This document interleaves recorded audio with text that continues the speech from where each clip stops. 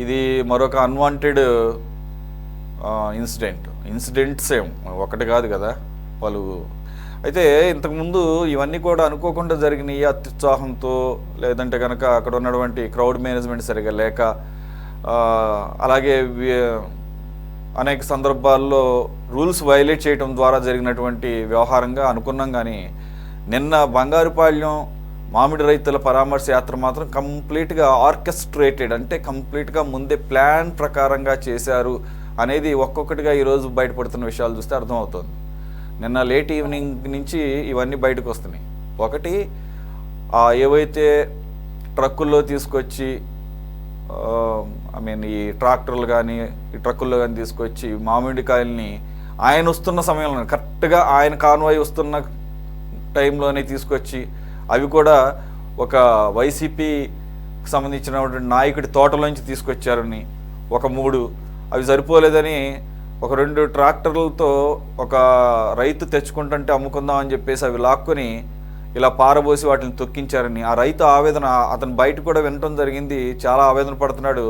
కనీసం ఎంతో కొంత డబ్బులు వస్తాయిలే అని చెప్పేసి వస్తే ఈ సంవత్సరం అంతా నా జీవితాన్ని సర్వనాశనం చేశారని చెప్పేసి ఇప్పుడు నాకు ఎవరు సహాయం చేస్తారంటున్నాడు అతను. ఇకపోతే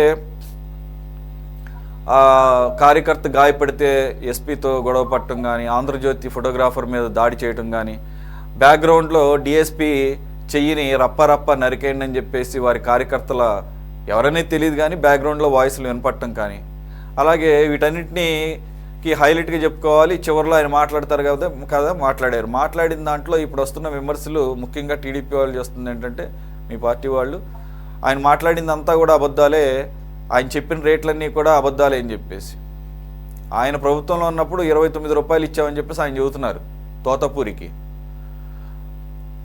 ఈ పరిస్థితి ఎప్పుడు లేదంటున్నారు. కానీ వాస్తవంగా అయితే ఇప్పుడు వస్తున్నటువంటి 8 రూపాయలు కూడా కాదు, 6 రూపాయల కన్నా తక్కువగా పడిపోయినప్పుడు కూడా ఆయన ఎప్పుడు కూడా దాని గురించి ఇంటర్వ్యూన్ అవ్వలేదు ఆయన ప్రభుత్వం అని చెప్పేసి అంటున్నారు. 22, 21, 23 ఆ సంవత్సరాల్లో 2021 అంటే.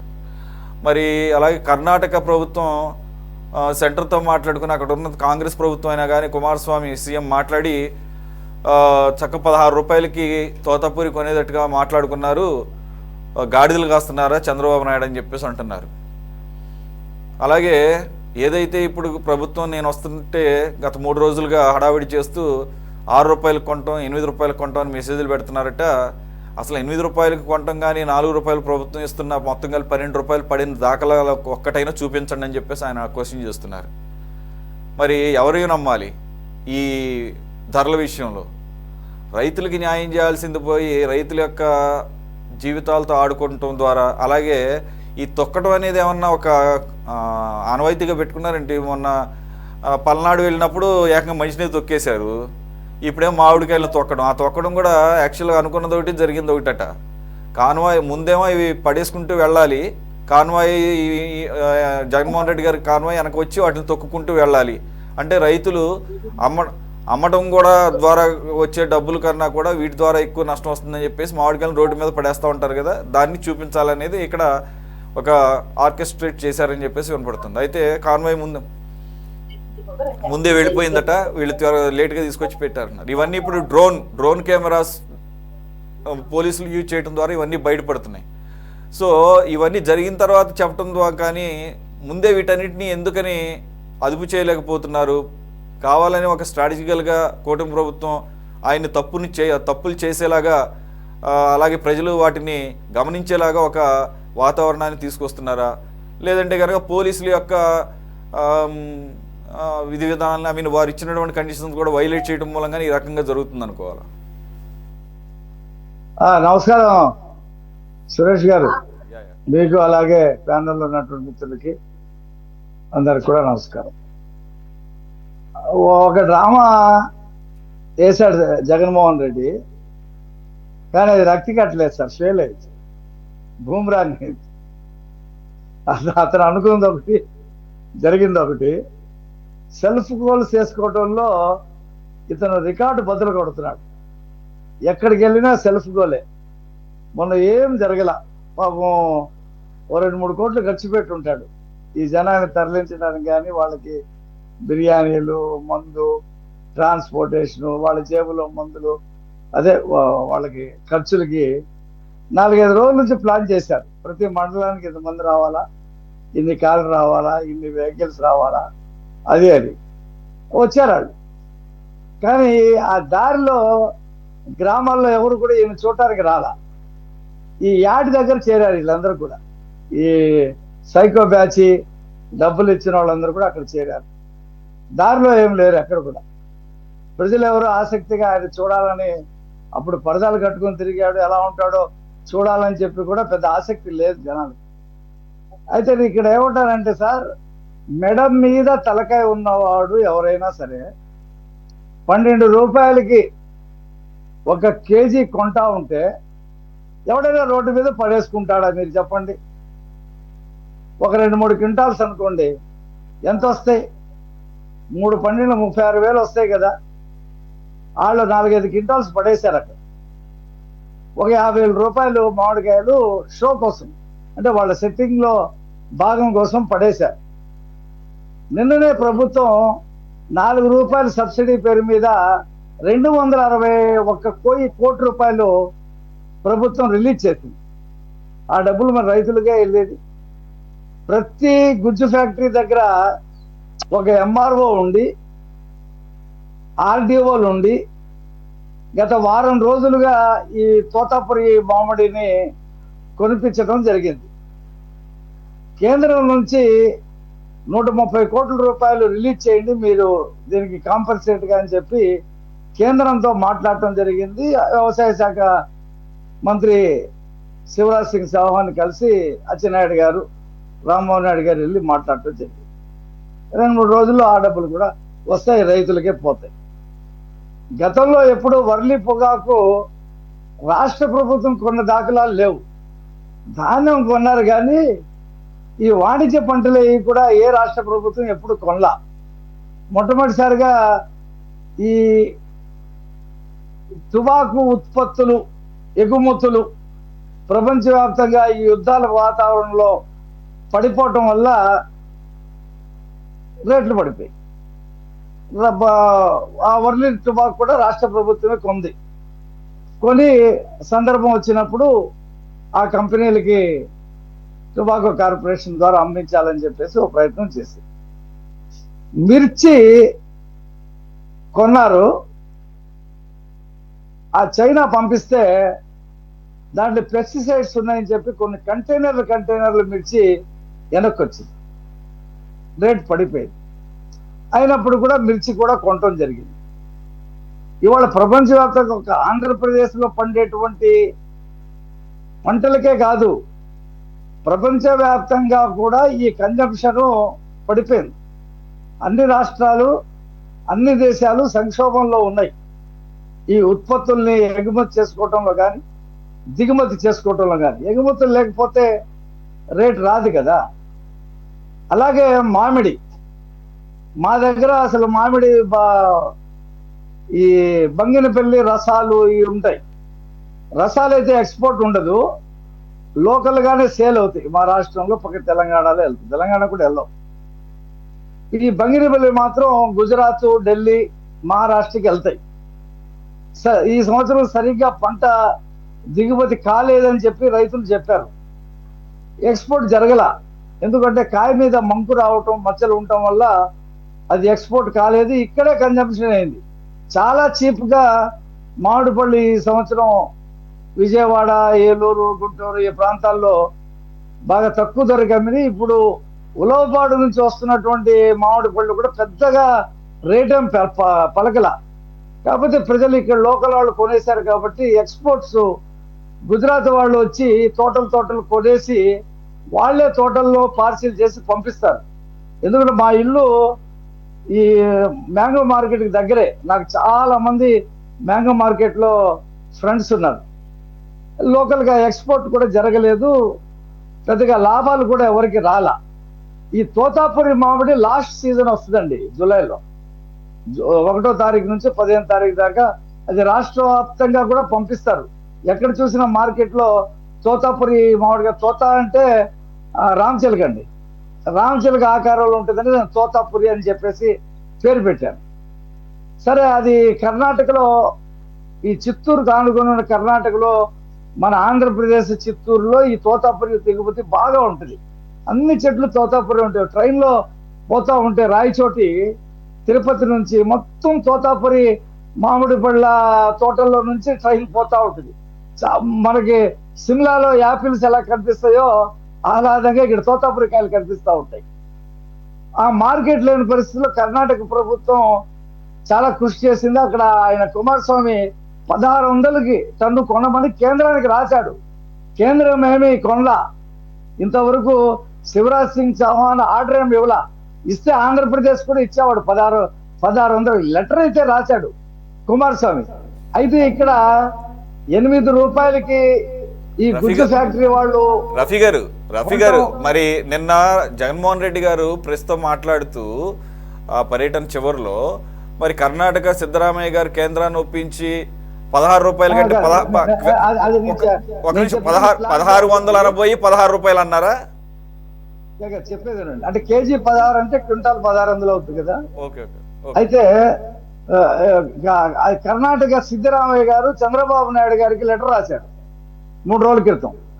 మీరు 12 రూపాయలకి కొంటున్నారు, 4 రూపాయలు సబ్సిడీ ఇస్తున్నారు, మా రైతులు పండించిన మీ బార్డర్లో మా రైతులు పండించినటువంటి తోతాపరి కూడా మీరు కొనండి అదేని చెప్పేసి ఆయన ఉత్తరం రాశాడు. అసలు ఇంకో దారుణమైన విషయం తెలుసా మీకు? తమిళనాడులో 4 రూపాయలే.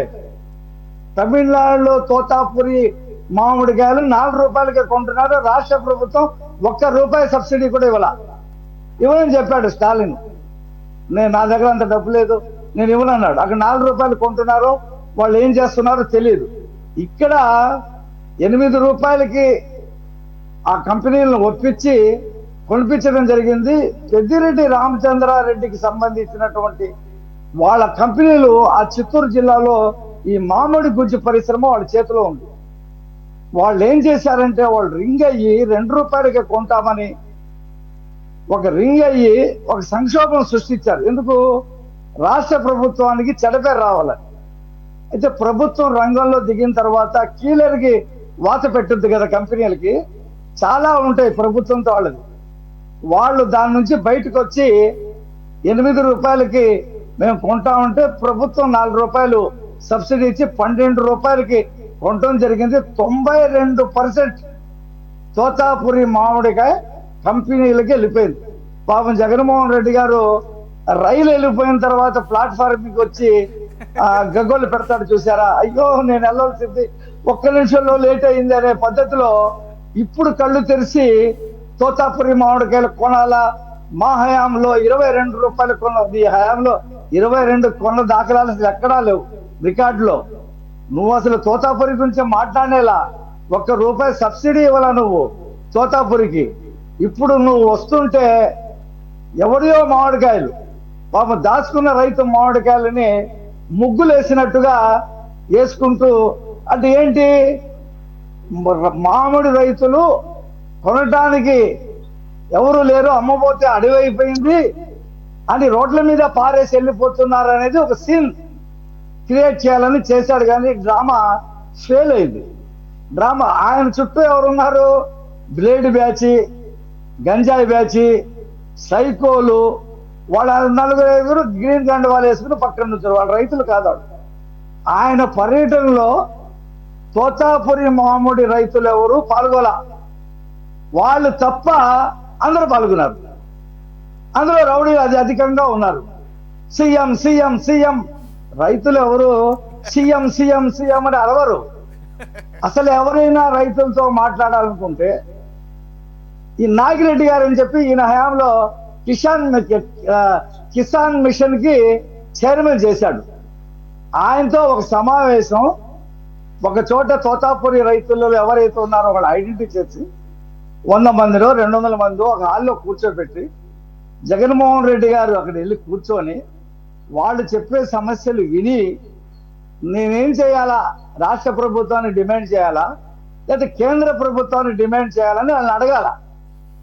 ఎంతగా డిమాండ్ చేయాలా అని అది లేకుండా అంతకుముందు మీరు చూశారు కదా, కుప్పంలో ఏదో కాలువలో క్లియర్ అయిపోయింది, స్విచ్ కొడితే నీళ్లు వచ్చినాయని చెప్పేసి ఓపెన్ చేశాడు. ఆయన వెళ్ళిపోవడంతో ఆ గేట్లన్నీ ఆ సినిమా వాళ్ళు తీసుకుని వెళ్ళిపోయారు. తర్వాత కాలంలో నీళ్లు లేవు, జనం వెళ్ళి వదిలిపెట్టాడు కదా అంటే అసలు ఏం లేదు అక్కడ, అంతా డ్రామా. ఆ డ్రామాని ఇక్కడ పండిద్దామని చెప్పి ట్రై చేసి ఫెయిల్ అయిపోయి ఏం మాట్లాడతాడు, చంద్రబాబు కొట్టలేదు, చంద్రబాబు చేయట్లేదు. నీ హయాంలో ఏ రోజైనా నువ్వు రైతులు పలకరించావా?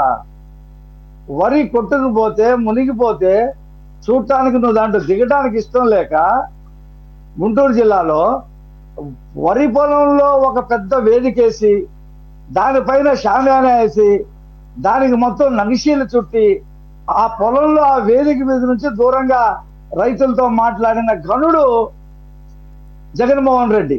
చంద్రబాబు నాయుడు గారు అదే ప్రాంతంలో బూట్లతో పాటు ప్యాంట్ షర్ట్ వేసుకొని ఆ నీళ్లలో వెళ్ళి ఆ వరిని పట్టుకొని చూపించినటువంటి పరిశీలించినటువంటి సందర్భం. ఆ సందర్భంగానే జగన్మోహన్ రెడ్డి అన్నాడు, ఉర్లగడ్డ ఏంటి, ఉల్లిపాయ ఏంటి, ఆలుగడ్డ ఏంటి అని తెలియదు నాకని చెప్పాడు.